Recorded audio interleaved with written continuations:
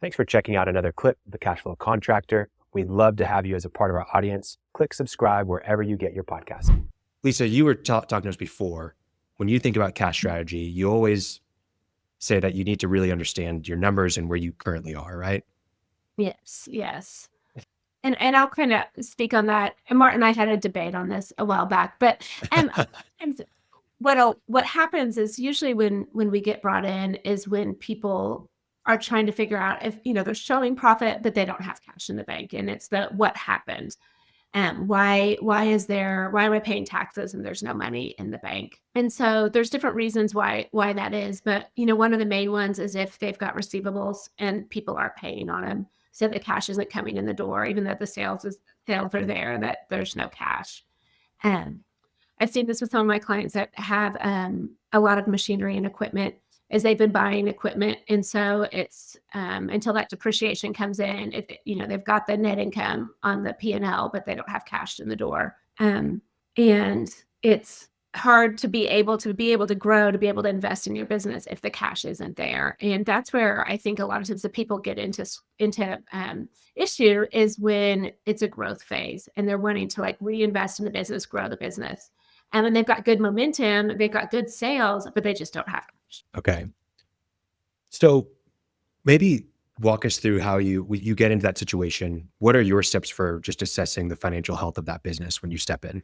And a lot of times, the low hanging fruit is the receivables. That's, is making sure, and especially if people are doing a percentage of completion, is making sure that as they bid a project is that they're aligning the percentage and the payments that they're receiving with where their costs are. If majority of their costs are on the front or middle end, they need to make sure that they're collecting the money sooner so they're not floating the cash to the business for everything up until the close of the payment there. And so just kind of making sure that their work process aligns with where their expenses are. And that's just the deposit on a project, right? That's whenever why do you think, well, do you have any examples of situations where it's yes. let me give an example. That's an idea, Khalil. It's building a pool.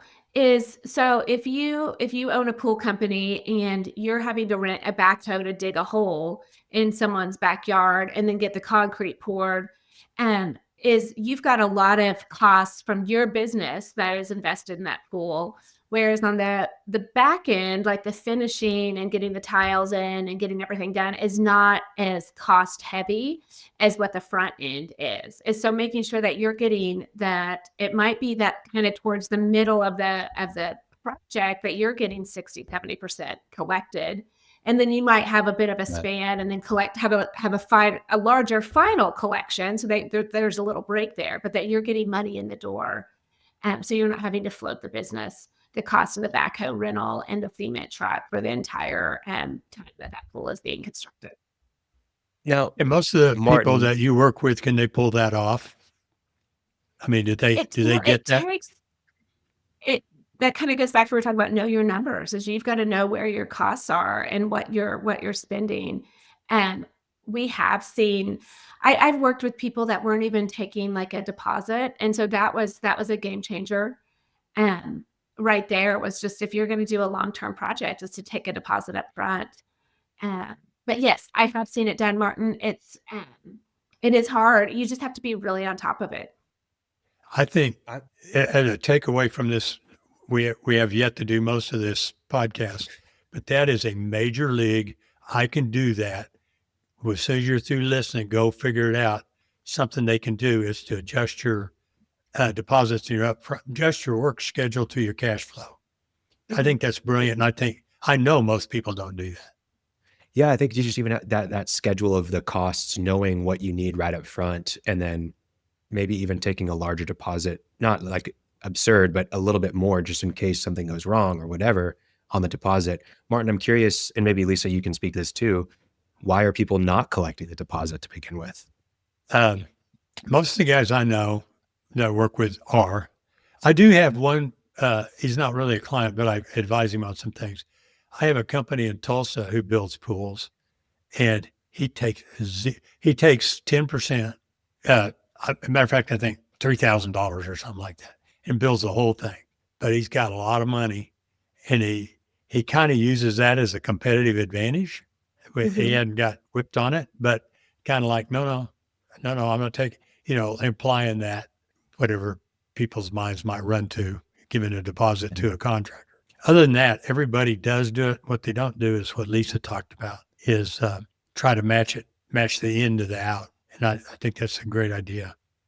Yeah, Well, I I think the think main I reason would imagine. people don't do it is, as Martin mentioned, this is competitive advantage, is they're worried that they're not going to get the sale.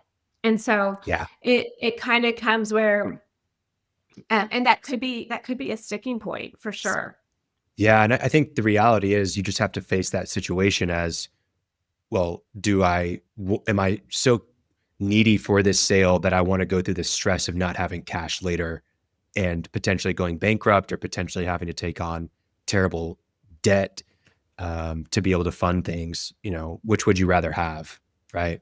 And the reality is, Martin, most of that's head trash anyways. Like, people are pretty okay with the fact that they have to pay for something if they want to get started. If they're a good customer anyway. I've got a If client. you have a good reputation and you can say, like, this is, I work this and this is our process, then you can get away with it. But I think it's when you're starting out, if people don't know you, if you don't have that reputation, then that could be a hard thing. Okay. But the truth is, if you don't have the cash, if you haven't done a line of credit, or you don't have a way to get like decent interest rate cash, then you're going to be up a creek if you're not getting enough upfront. Right. You're financing your customers is all you're doing. Yeah. You're giving them a Yeah, loan, for sure. essentially. Yeah. Yeah.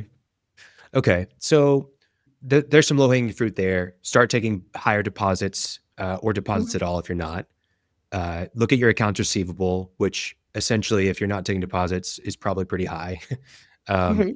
What else is there on the kind of low-hanging fruit side? And this is kind of more about pre-planning is, I always say, get a line of credit when you don't need it, because when you do need it, you're not going to be able to get it. And so it's just making sure that you have access to cash if something does happen where, someone stiffs you and it doesn't pay you and you're out those fees. And there's different ways, and we can talk about that later if you want to, Khalil, in terms of like how to go about getting a line of credit. But I do think that that's, it's nice to have that in your back pocket. It gives you a little more flexibility. Okay. Gotcha. I kind of like to talk about that now if it fits. Yeah, let's talk about it. Go for it. Because Lisa, I'm going to ask you what you think. If you're starting out, you're a pretty new contractor and you want to go get a $100,000 line of credit to float things, you're probably going to have to put up your house. You agree? Yes. So yes, I do. what is it? What do you, when you're talking to people, that's a very personal decision. One of the things about it is if you decide to do it and it's your house, it's your money. It was your customer's money before that. But if you're going to do that, you really need to understand cash flow and not be all tickled because you got $125,000 in the bank. 100 of it's from a line of credit and 25 is from a deposit, and none of it's yours, right? But if you spend it, if you blow it. I always say, just get the line of credit. Don't pull on it, but it's just your safety net. It's not, you're not going to have it in the bank, but it's just there in case. And I think especially this comes to when you have payroll and you have other people's livelihoods depending on you, is as a business owner, that's your responsibility, is you have to have a way to pay your people. And if you're running that tight of a ship, if you don't have that cash cushion, and that's something that we're going to talk about also, is that cash cushion enables you to be able to make better decisions for your business. But if you don't have that cash cushion, you've got to have a way to pay your people if the money doesn't come in from the customers. Thanks for checking out a clip from the Cashflow Contractor. We have full episodes where we go deep on topics that help you grow a construction business that runs without you, so you can have less stress, more time, more money. Now, we've got other videos, other clips, but if you want to check out the full episode for this clip, you can click wherever our editor put it. It might be here, might be there, might be over my face, I don't know. But thank you for checking us out. We'd love to have you as a part of our audience. So subscribe or check out a full episode wherever you get podcasts.